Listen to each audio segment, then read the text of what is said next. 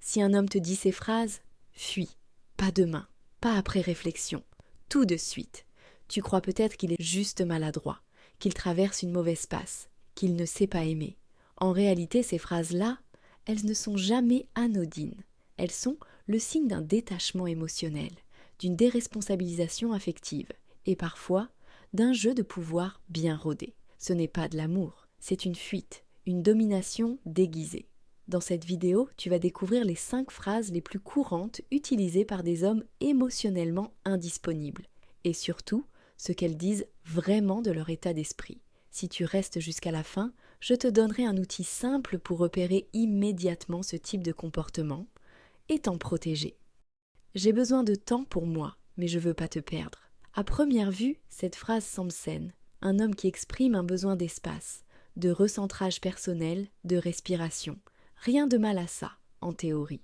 Mais ce que cache souvent cette phrase, c'est un désengagement émotionnel progressif. C'est un signal flou, volontairement ambigu, destiné à te garder sous contrôle, sans avoir à t'aimer pleinement.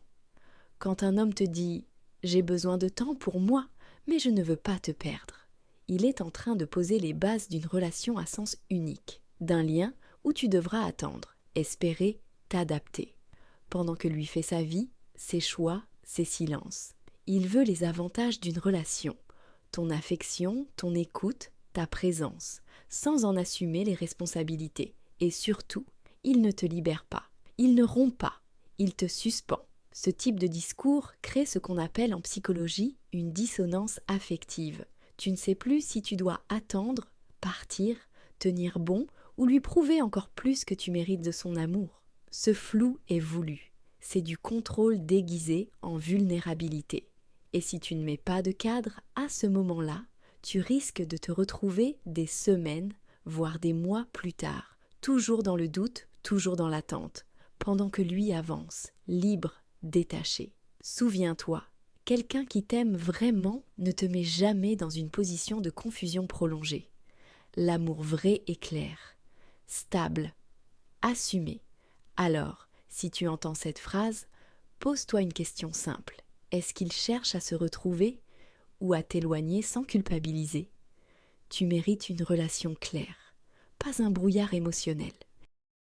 Tu es trop bien pour moi. Cette phrase peut te faire sourire, ou même te toucher, parce qu'au fond, tu y entends presque un compliment, mais ce n'en est pas un.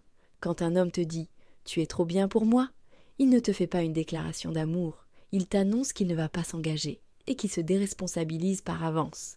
C'est une phrase piège, enrobée de tendresse, mais qui prépare en réalité son absence future. Il te dit « tu es formidable », mais ce qu'il veut dire, c'est « je ne suis pas prêt à m'élever à ton niveau, je ne ferai aucun effort ».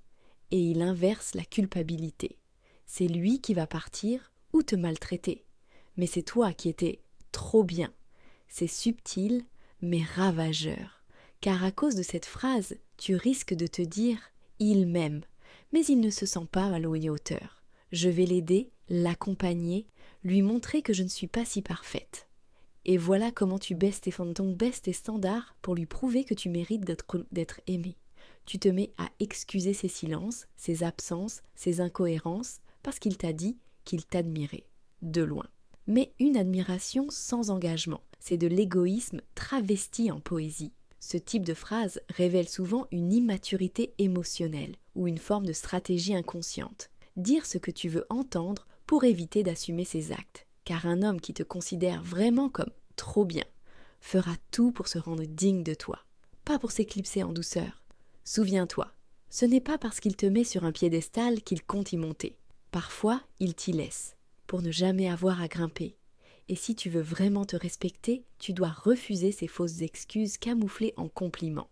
Tu ne dois pas être flatté par cette phrase, tu dois t'en méfier profondément. Elle annonce l'abandon à venir, et plus tu la crois belle, plus la chute fera mal. Je ne veux pas te faire de mal. Ça a l'air doux, ça a l'air noble, mais en réalité, c'est une phrase échappatoire. Quand un homme te dit « je ne veux pas te faire de mal », il te prévient qu'il va en faire, mais sans vouloir en assumer les conséquences. C'est une manière d'anesthésier ta vigilance. Tu penses qu'il a du cœur, qu'il est lucide, qu'il te protège. Mais en fait, il prépare son irresponsabilité. Cette phrase a une fonction très précise, te faire croire qu'il t'épargne alors qu'il se protège lui. Il veut garder ton admiration tout en fuyant l'intimité réelle. Il t'empêche de t'attacher tout en restant dans ta vie de manière floue, ambiguë, irrésolue. Il ne veut pas te faire de mal, mais il va quand même te laisser dans le doute. Il va t'embrasser puis disparaître. T'envoyer des messages tendres, mais jamais s'engager. Te garder à portée sans jamais te choisir pleinement. Et ce sera toujours par respect pour toi. Tu vois l'arnaque ? C'est une culpabilité inversée. Il devient l'homme qui souffre, alors que c'est toi qui attends.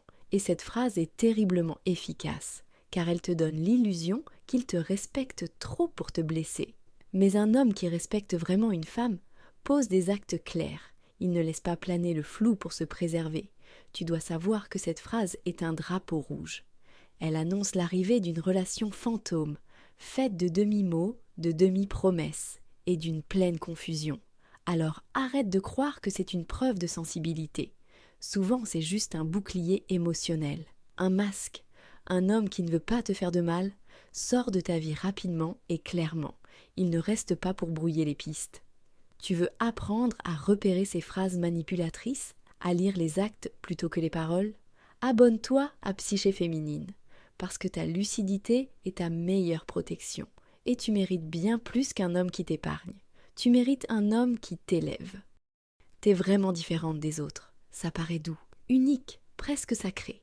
Mais c'est souvent un levier de manipulation. Lorsqu'un homme te dit « t'es pas comme les autres femmes », il te sépare des autres. Il crée une catégorie à part où il te place. Et tu ressens ça comme un honneur. Mais attention, ce type de phrase ne vient jamais seul, car ce qu'il ne dit pas, c'est ce qu'il pense des autres femmes. Souvent, il les considère comme trop émotives, trop exigeantes, trop dans le contrôle. Et en te mettant à part, il te demande inconsciemment de ne jamais leur ressembler. Pas trop d'émotions, pas trop d'attentes, pas trop de besoins, juste du calme, de la compréhension et aucune pression, parce que tu es différente. Mais en réalité, il t'a juste choisi pour ton silence, ton absence de conflit, ton adaptabilité. Et si un jour tu réclames plus, si tu t'affirmes, il te dira « t'as changé ». T'es comme les autres en fait. Cette phrase n'est donc pas un compliment, c'est une invitation déguisée à l'auto-effacement. Je ne sais pas ce que je veux.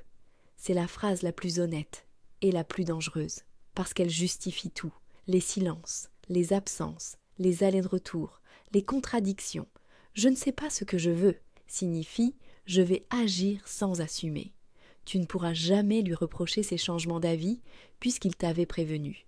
Il t'avait dit qu'il était confus. Mais cette confusion est une arme. Elle te rend vulnérable. Car tu crois que, avec assez d'amour, tu vas l'aider à y voir plus clair. Spoiler. Non. Un homme qui ne sait pas ce qu'il veut ne devrait rien prendre. Pas ton temps, pas ton corps, pas ton cœur.